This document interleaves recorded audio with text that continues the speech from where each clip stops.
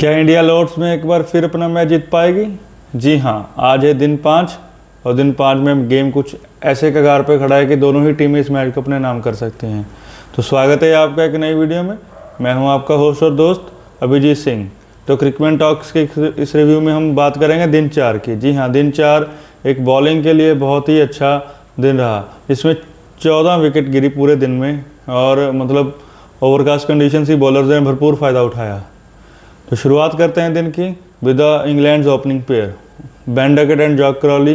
वो दोनों क्रीज पे आए और टीम इंडिया जो तीसरे दिन के अंत में जो पंप हो चुकी थी वैसे ही पंप हमें मोहम्मद सिराज की बॉलिंग में देखने को मिला। स्टार्टिंग में आते उन्होंने बेन डकेट का विकेट निकाला और काफ़ी पंप लग रहे थे। उनकी सेलिब्रेशन को देख के अच्छा लग रहा था कि एक फास्ट बॉलर इतना सेलिब्रेट कर रहा है, बिकॉज फास्ट बॉलर्स का अग्रेशन अगर तब तक ना दिखे तो वो फास्ट बॉलर ऐसे लगते नहीं है। तो ये दिखना ज़रूरी है। मोहम्मद सिराज हमेशा ही टीम को बैक करते हैं और अच्छी बॉलिंग का मुजाहरा पेश करते हैं। तो उसके साथ ही जैक क्रॉली भी ऐसे ही जल्दी आउट हुए नीतीश रेड्डी की बॉल पे। तो उनके ओपनिंग पेयर ने कुछ ज़्यादा खास परफॉर्म किया नहीं है। ऑल्दो बेन डकेट थोड़ा सा सेट लग रहे हैं, लेकिन जैक क्रॉली तो बिल्कुल ही आउट ऑफ फॉर्म लग रहे हैं इस सीरीज़ में। तो उसके बाद एक बहुत ही अच्छा बॉलिंग प्लान उन्होंने हैरी ब्रूक के खिलाफ लगाया। आकाशदीप ने उन्होंने कीपर को आगे बुलाया और बैटिंग उनको मतलब फ्रंट फुट पे खिलाने की ट्राई की। वही उसी चीज़ में वो फंसे रहे कि मैं फ्रंट फुट पे जाके खेलूँ या बैक फुट पे जाके खेलूँ, क्योंकि कीपर आगे। ऐसे में अपना विकेट आकाशदीप को देके चले गए। उसके बाद आते हैं इस मैच के ट्रम्प कार्ड। जी हाँ, वाशिंगटन सुंदर क्या ही बॉलिंग की उन्होंने, वो बिल्कुल तारीफ़ के हकदार हैं। उन्होंने मतलब अपने 4 विकेट निकाले 12 ओवर्स में 22 रन देके, बहुत ही किफ़ायती साबित हुए। और 4 विकेट्स में उनमें जो प्लेयर शामिल थे, Joe Root, Ben Stokes and Jamie Smith, तीनों ही वो बैट्समैन जो इस सीरीज़ में फॉर्म में हैं। जो रूट ने पिछले इनिंग में 100 लगाया और जेमी स्मिथ का तो आपको पता ही है कि पिछले 3-4 इनिंग से वो कैसे ही फॉर्म में आ रहे हैं। तो वो दोनों विकेट्स तो इंडिया के लिए बहुत ही इंपॉर्टेंट था, जिनको क्लीन बोल्ड करके वाशिंगटन सुंदर ने पवेलियन का रास्ता दिखाया। तो ऐसे ही उसके बाद आते हैं बुमराह की बिल्कुल टो क्रशर ब्रैंडन कार्स को, वो बिल्कुल भी समझ ना पाए उस बॉल को और अपना विकेट दे के चले गए। तो ऐसे ही समय होती है इंग्लैंड की पारी। तो बात करते हैं हमें इंडिया की पारी की। चेजेबल स्कोर है 192, मतलब ऐसा नहीं है कि वो बन नहीं सकते इस पिच पे। पहले अभी रिसेंट हालिया में जो मैच हुआ वर्ल्ड टेस्ट चैंपियनशिप का, इंग्लैंड और ऑस्ट्रेलिया और साउथ अफ्रीका, वहाँ पे साउथ अफ्रीका ने 342 चेज की। तो इतना स्कोर चेजेबल जब अगर है कोई टीम इस पिच पे कर सकती है। मैं ये नहीं कह रहा कि सेम ही पिचेस चेंज होती रहती हैं, लेकिन फिर भी इंडिया की गिरफ्त में ही है ये मैच। पिछले 2 मैचों से जो इंडिया परफॉर्म करते आ रही है, जो पहली इनिंग में इंडिया ने स्कोर किए, तो बैट्समैन उनके फॉर्म में हैं। अगर कुछ गलतियां ना करें, जैसे ही गलती आज जायसवाल से हुई, वो गलती मतलब होने वाली गलती नहीं थी। अभी जोफ्रा आर्चर का सबको पता है कि वो एक shot of the length over में बॉल डालेंगे ही डालेंगे। तो उस बॉल पे हमें खुद को कंट्रोल रखना है कि हम पुल या कट ना खेलें, बिकॉज आपके पास एक जिम्मेवारी है कि एज एन ओपनर अगर आप जा रहे हो तो नई बॉल को पुराना करने की आपकी रिस्पॉन्सिबिलिटी, ताकि आगे की बैटिंग लाइनअप को लिए थोड़ा सा ईजी हो जाए। आप वो मौका गवा जा रहे हो और टीम को एक प्रेशर बना के जा रहे हो जब आप ऐसी विकेट पर आउट होकर जाते हो। तो जोफ्रा आर्चर की एक मतलब shot of the land delivery पे जायसवाल ने थोड़ा पता नहीं पुल ट्राई किया, कट ट्राई किया, समझ नहीं आया। वो ना तो पुल था, हाफ पुल सा था, वो पूरा भी नहीं खेला गया शॉट मारने का, ना ही लीव करने की ट्राई थी। वो एक इसी मंजिश में फंस के वो आउट हुए, उनका कैच हुआ कीपर के पास।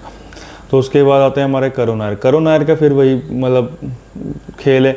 समझ में नहीं आता उनके पास शॉट सिलेक्शन नहीं है या फिर मतलब शॉट्स ही कम है। कैसे वो बॉल को अप्रोच कर रहे हैं, जहाँ पे बॉल इतना मूव कर रहा हो वहाँ पर आप लीव करने की छोड़ ही नहीं सकते, सोच ही नहीं सकते। आप केएल राहुल को पहले देखा, उन्होंने केएल राहुल ने भी 1-2 बॉल लीव की, वो बिल्कुल विकेट के पास से जा रही थी, तो वो उसके ऊपर आके थोड़ा उन्होंने डिफेंस करने की ट्राई की, तो वो हो रहा था। वैसे ही करुण नायर का समझ में आ रहा है, आप कम बैक कर रहे हो इस सीरीज़ में। कम बैक के बाद आपने 2 मैच ऑलरेडी इंग्लैंड में खेल चुके हैं, वहाँ पे भी आपने अच्छा स्कोर नहीं किया। हाँ, हाईएस्ट उनके अभी तक किसी सीरीज़ में 40 है। और उसके बाद आप लॉर्ड्स में जा रहे हो, जहाँ पे मतलब कितने ही प्लेयर्स वेट करते हैं इस ग्राउंड पर खेलने के लिए। मैं ये नहीं कह रहा हूँ वो काबिलियत की कमी है, लेकिन वो काबिलियत को दर्शाएं भी। डोमेस्टिक में उन्होंने बहुत अच्छा परफॉर्म किया। अगर हमने इंटरनेशनल लेवल पर जब आपको मौका मिल रहा है टीम में और 3 नंबर पे खेल रहे हो, अब 3 नंबर का तो काम ही यही होता है कि वो दूसरे प्लेयर्स के लिए बेस रेडी करके दे, तो जल्दी घर पे चले जाते हैं। तो उनका 3 नंबर का ये काम होता है कि वो बॉल को पुराना करे। लेकिन आप तो खुद ही मतलब समझ में नहीं आ रहा आपको कि बॉल किस साइड मूव कर रही है, कैसे इस गेम में चल रहा है। एक बिल्कुल मतलब ना छोड़ने वाली बॉल पे मिस जजमेंट एरर करके बॉल को लीव की और सीधी आके पैड पे लगी। उन्होंने एम्पायर का भी वेट ही नहीं किया कि आउट है या नहीं है, वो सीधा चले गए। तो ये कुछ गलतियां हैं इंडिया की तरफ से जो करुण नायर ने की और जायसवाल ने की। उसके बाद आकाशदीप से हम क्या ही उम्मीद कर सकते हैं, वो नाइट वॉचमैन की तरह आए और नाइट वॉचमैन की तरह ही चले गए। उन्होंने 10-12 बॉल्स खेली, अपना पूरे दिन का निकाला। अभी इंडिया के पास फाइनल में 4 बैट्समैन और पड़े हैं, रविंद्र जडेजा, नीतीश रेड्डी, वाशिंगटन सुंदर एंड ऋषभ पंत। ये चारों बैट्समैन अच्छे दिख रहे हैं पिछली इनिंग में। ये हाल भर ऋषभ पंत थोड़ा सा इंजर्ड है, उनके हाथ पे बॉल लगी, उन्होंने पूरी इनिंग में कीपिंग भी नहीं की। तो वो बैटिंग में आए तो थोड़ा सा धीरे खेलें ताकि केएल राहुल को थोड़ा टाइम मिले to score the runs. KL Rahul का इस मैच में पूरे एंड तक टिके रहना बहुत ज़रूरी है, बिकॉज पिछली इनिंग में उनके 100 आया, तो वो कॉन्फिडेंस लेकर आ रहे हैं। और जैसे उनके खेलने का तरीका है, धीमे हाथों से खेलना, बॉल को पुराना करना, थोड़ा लो स्ट्राइक रेट से खेलना, वो सारी चीज़ें ही रिक्वायर्ड है आज के मैच में। बिकॉज इंग्लैंड के पास 85 ओवर्स होंगे, 90 ओवर्स होते हैं, वैसे पूरे मतलब 85 ही गिरते हैं इस इंग्लैंड के मैचों में। 85 ओवर्स में पूरा ट्राई करेगा कि वो इंडिया के 6 विकेट्स निकाले। तो मतलब एक ऐसा प्लेयर क्रिस्प होना चाहिए जो मतलब टिका रहे, बॉलर्स को एग्जॉस्ट करे ताकि वो गलती करें और वो स्कोर रन कर पाएँ। तो ये सारी कुछ चीज़ें हैं जो इंडिया को आज ध्यान रखनी है।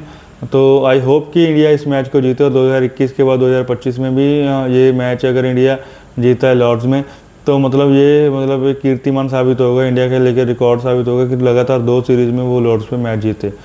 तो आज के लिए सिर्फ इतना ही, मिलते हैं कल एक नई वीडियो के साथ। इंडिया की जीत की जश्न की संभावना है, हम नई वीडियो में हो सकता है हम उस जीत के जश्न को सेलिब्रेट करें। तो आज के लिए बस इतना ही, मिलते हैं कल एक नई वीडियो के साथ, तब तक के लिए बाय बाय।